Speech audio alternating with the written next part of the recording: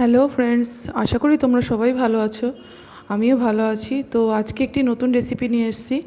আজকে আমি বানাবো রসগোল্লা। তোমাদের সবারই পছন্দের খুব রসগোল্লা, আমারও খুব পছন্দের। কিন্তু আজকে যে রসগোল্লাটা বানাবো সেটা কিন্তু গন্ধরাজ রসগোল্লা। কারণ হচ্ছে এখন তো গন্ধরাজ মোমো এর আগের রেসিপিতে তোমাকে দেখিয়েছি। এবার আমি গন্ধরাজ রসগোল্লা তোমাদের বানিয়ে দেখাবো। আশা করি তোমাদের রেসিপিটি ভালো লাগবে। তো আমি দেখতে পাচ্ছ দুধটা আমি গরম করে নিয়েছি। এখানে আমি নিয়ে নিয়েছি গন্ধরাজ লেবু। এই গন্ধরাজ লেবুর রস দিয়ে আর জেস্ট দিয়েই কিন্তু রসগোল্লাটা তৈরি হবে। আমি নিয়ে নিয়েছি গ্রিন কালারের ফুড কালার, আর একটু নিয়ে নিয়েছি লেবুর জেস্ট।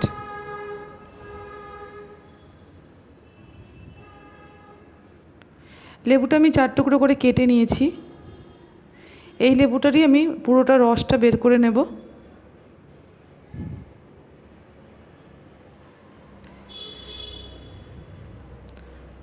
গন্ধরাজ রসগোল্লার যে রেসিপিটা, এটি কিন্তু একদম নিউ রেসিপি। এর আগে মোমো বানিয়েছিলাম, গন্ধরাজ মোমো। তো ভাবছিলাম নতুন কিছু কী ট্রাই করব। তো ভাবলাম ঠিক আছে, তো গন্ধরাজ রসগোল্লাই বানাই। তো সেটাই তোমাদের কাছে আজকে শেয়ার করব আমি। তো যদি তোমাদের রেসিপিটি ভালো লাগে তাহলে অবশ্যই লাইক কমেন্ট শেয়ার করো, আর আমার চ্যানেলটা সাবস্ক্রাইব করে দিও। আশা করি তোমাদের নিশ্চয়ই ভালো লাগবে রেসিপিটি। একবার অন্তত বাড়িতে ট্রাই করো, তোমাদের খেতে অবশ্যই ভালো লাগবে। রসগোল্লা তো নর্মাল তোমরা খেয়েই থাকো, কিন্তু এই রসগোল্লাটা কিন্তু খেতে ও দেখতে দুটোই অন্যরকম হবে। তো আমি লেবুর রসটা বের করে নিয়েছি। এর মধ্যে আমি একটু জল মিশিয়ে নেব। একদম ডাইরেক্ট আমি লেবুর রসটা দিয়ে দেবো না দুধের মধ্যে। জল দিয়ে মিশিয়ে আমি এই জলটা দিয়ে দেব দুধের মধ্যে। তো দুধ আমার আগে থেকেই ফোটানো হয়ে গেছে। দেখতে পাচ্ছ দুধ এখনও ফুটছে, গ্যাসটা কমানো আছে। তো এই দুধের মধ্যেই আমি লেবুর রসটা দিয়ে দেবো ছানা কাটানোর জন্য।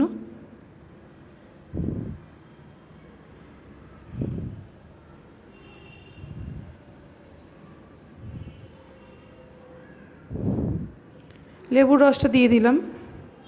দিয়ে এবার দুধটা ভালো করে নাড়াচাড়া করব যাতে ছানাটা কেটে যায়।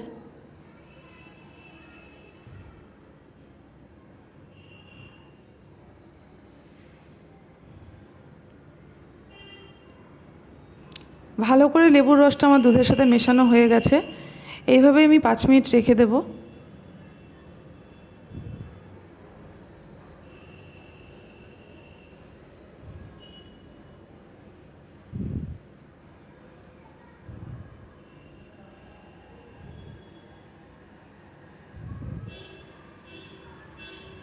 দুধের কিন্তু ছানা কেটে গেছে।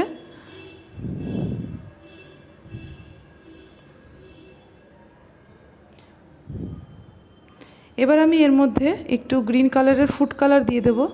এটাও জলের সাথে মিশানো আছে, 2 ফোঁটা গ্রিন কালার, যাতে একটা সবুজ, হালকা একটা সবুজ রং হয় রসগোল্লার। তাই জন্য আমি ছানাটার সাথে গ্রিন কালারটা মিশিয়ে দিলাম। তো এটা একটু রেখে তারপর আমি জলটা ছেঁকে ফেলে দেব। কালারটা আমি ভালো করে মিশিয়ে নিয়েছি। এবার আমি একটা ছাঁকনি নিয়ে নিয়েছি। তো এর ভিতরে আমি ছানাটা ঢেলে দেব।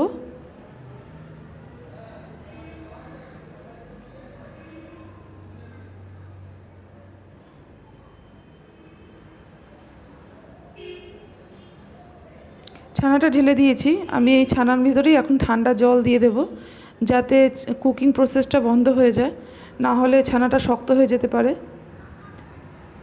ঠান্ডা জল দিলে কিন্তু ছানার যে কুকিং প্রসেসটা বন্ধ হয়ে যাবে এবং এটা পুরো ছানাটা ময়েস্ট থাকবে।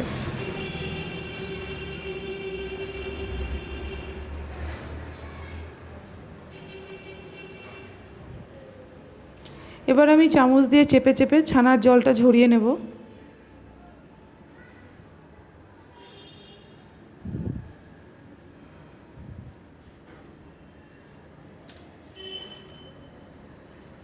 ছানার জলটা আমার ঝরানো হয়ে গেছে। আর বাকি যে জলটুকু সেটা আমি এভাবেই ছানাটা রেখে দেব 10-15 মিনিটের জন্য। তো আস্তে আস্তে বাকি জলটাও পড়ে যাবে। আমি পাত্রে কড়াইটা বসিয়ে দিয়েছি গ্যাসে। তো এই গ্যাসের কড়াইতে কিন্তু আমি এই কাপের 1.5 কাপ জল দিয়েছি। আর ওই সেম কাপেরই 1 কাপ আমি চিনি দিয়েছি। এই সবটা দিয়ে আমি গ্যাসটা বাড়িয়ে দেব। এটা আমি শিরাটা তৈরি হতে দেব।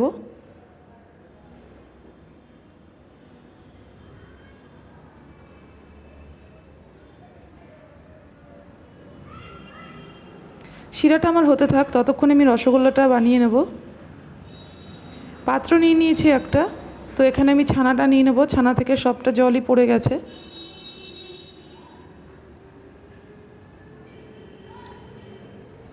এবার এই ছানাটা আমি ভালো করে মেখে নেব। ছানার ভেতরে যত দানা দানা দানা দানা আছে, যাতে সেগুলো সব মিক্স হয়ে একদম মাখনের মতন পেস্ট হয়ে যায়, ওরকমভাবে আমি ভালো করে হাত দিয়ে চটকে মেখে নেব।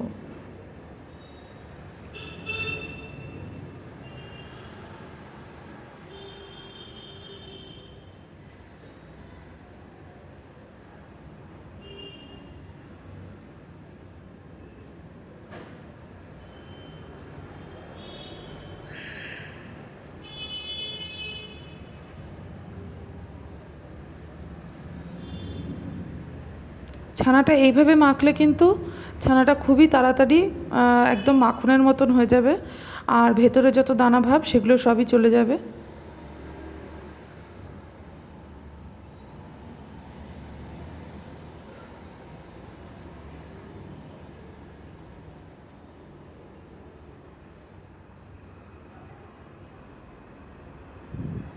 ছানাটা আমার মাখা হয়ে গেছে প্রায়।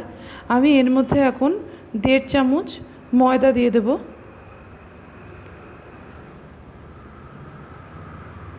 দিয়ে আবার আমি ভালো করে ছানাটা মাখবো, যাতে ময়দাটা আর ছানাটা একদম মিশে যায়।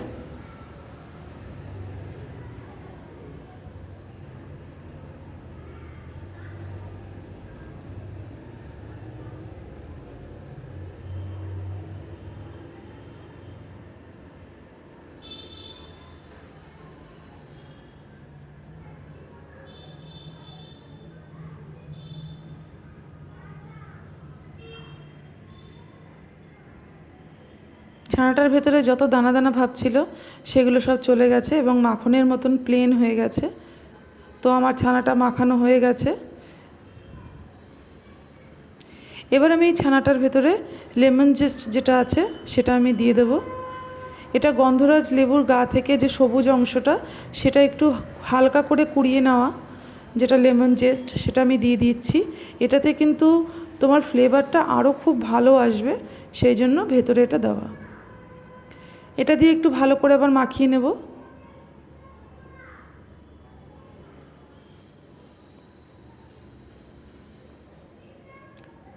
এবার আমি এই ছানাটা থেকে রসগোল্লার আকারে সব গোল গোল করে গড়ে নেব।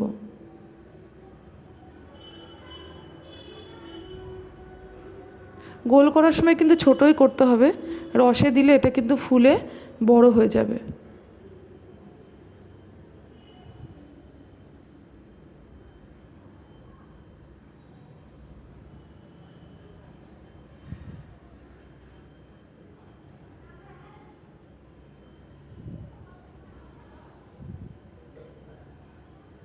তো আমার সব রসগোল্লাগুলো গড়া হয়ে গেছে। এখানে আমার চিনির শিরাটাও কিন্তু ফুটে গেছে। আমি এর ভিতরে একটু ফুড কালার মিশিয়ে দিচ্ছি, যাতে কালারটা আরও সুন্দর সবুজ কালার আসে। ফুড কালারটা কিন্তু জলের সাথে মিশিয়ে দিয়েছি, ডাইরেক্ট কিন্তু আমি জলের মধ্যে ঢেলে দিইনি। একটা বাটিতে অল্প জল নিয়ে তার মধ্যে 2 ফোঁটা ফুড কালার দিয়েছি। তো এর ভেতরে সব রসগোল্লাগুলো আমি ছেড়ে দেবো।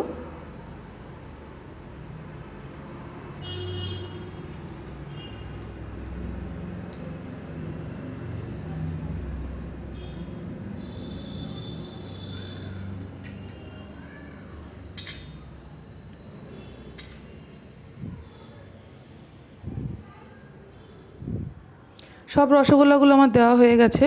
আমি এবার ঢাকনা দিয়ে ঢেকে দেব, আর গ্যাসটা কিন্তু একদম ফুল স্পিডেই থাকবে। তো 10 মিনিট আমি ফুটিয়ে নিয়েছি। তো 10 মিনিট পরে দেখতে পাচ্ছ রসগোল্লাগুলো ফুলে একদম খুব সুন্দর একটা সাইজে চলে এসেছে।